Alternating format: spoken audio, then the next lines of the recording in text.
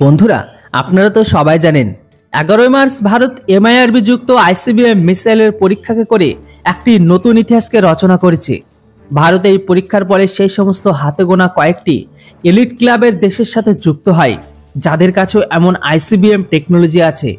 মানে ভারতের স্ট্র্যাটেজিক ফোর্সের কমান্ডের পরে ভারতের কাছে বিশেষ করে অগ্নি সিরিজের মিসাইলকে অপারেট করে তাদের কাছে এমন ভয়ঙ্কর মিসাইল চলে এসেছে যেটির দ্বারা 1 মিনিটে যে কোনো শহর আর যে কোনো দেশকে সম্পূর্ণ ছাই করে দেওয়া যাবে। আপনারা জানেন না যে ভারতের অগ্নি 5 মিসাইল যে জায়গায় গিয়ে ফাটবে সেখানে দূর থেকে প্রায় 3 কিলোমিটার সম্পূর্ণ জায়গাকে একদম ছাই করে দেবে। মানে এখানে কয়েক দশক পর্যন্ত জীবনের কোনো অস্তিত্বই থাকবে না। আর ডিআরডিওর প্রেস রিলিজের কথা অনুসারে ভারতের অগ্নি 5 আমেরিকার দ্বারা হিরোশিমা শহরে যে মিসাইল বা যে নিউক্লিয়ার মিসাইলকে ফায়ার করেছিল বা ফেলেছিল তার থেকেও 19 গুণ বেশি ক্ষমতাশালী ভারতের এই অগ্নি সিরিজ মিসাইল। আর এই কারণে তো পাকিস্তানের তরফ থেকে ভারতের কাছে একটা লেটার আসে যে ভারত যেন অগ্নি 5 এর পরীক্ষা না করে।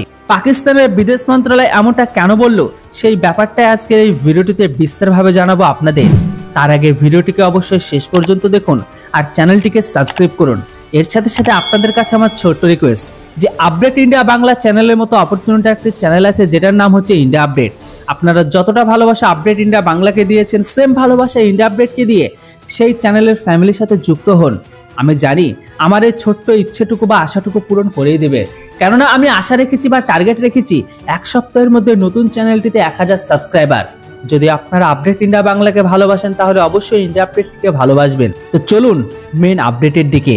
আপনাদের এটা বলা ভুলে গেছি যে লেডিস সায়েন্টিস্টের কারণে আমরা এত বড় সাফল্যকে পেয়েছি ওনার নাম হচ্ছে সিনা রানী, যিনি হায়দ্রাবাদের ডিআরডিওর হাইটেক ল্যাবে কর্মরত সিনিয়র বৈজ্ঞানিক। আর ইনার হাতে এই প্রজেক্টকে দেওয়া হয়েছিল যিনি নিষ্ঠার সাথে এই পরীক্ষাকে সফল বানিয়েছে। না হলে আপনারা তো জানেন যে আজকালকার দিনে 2-4 কিছু পয়সার জন্য কত সায়েন্টিস্ট দেশের সাথে গাদ্দারি করে। ইনার সহকর্মীরা প্রথমে ইনাকে পাওয়ার হাউস অফ এনার্জি নামে ডাকতো, কিন্তু এই মিসাইলের পরীক্ষা পরে এনার নাম এখন অগ্নিপুত্রী নামে পরিচিত। এই ম্যামের জন্য আমার পক্ষ থেকে স্যালুট। তো বন্ধুরা চলুন এবার কথা বলি পাকিস্তান অবশেষে 3 দিন পরে পাকিস্তানের তরফ থেকে অফিসিয়ালি কোন স্টেটমেন্টকে সামনে বেরিয়ে এসেছে ভারতের জন্য।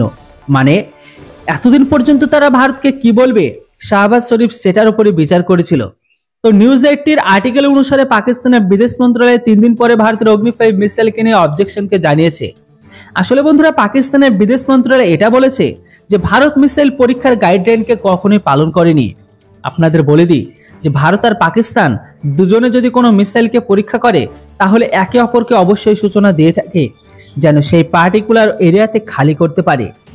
কেননা গতকালকে যদি এই মিসাইল ফেল হয় তাহলে কোনো জনে হতাহত না হয় তার জন্য এমনটা।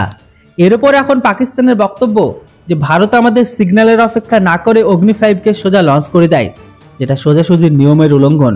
তাই যদি ভারতের অগ্নি 5 মিসাইল ফেল হয় আমাদের এরিয়াতে পড়তো, এর জন্য তাহলে দায়ী কেউ হতো।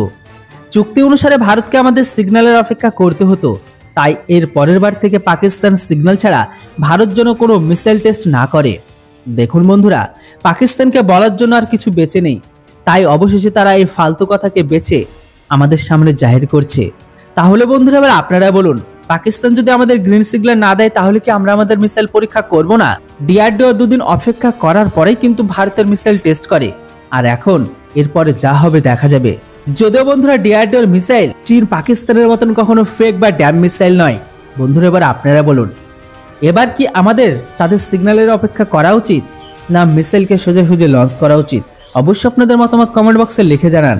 আর চ্যানেলটিতে নতুন হলে সাথে নতুন চ্যানেলটিকে সাবস্ক্রাইব করতে কেউ ভুলবেন না, কেননা এই বছর আপনাদের সাপোর্টের আমার অনেক প্রয়োজন। Thanks for watching. জয় হিন্দ, বন্দে মাতরম।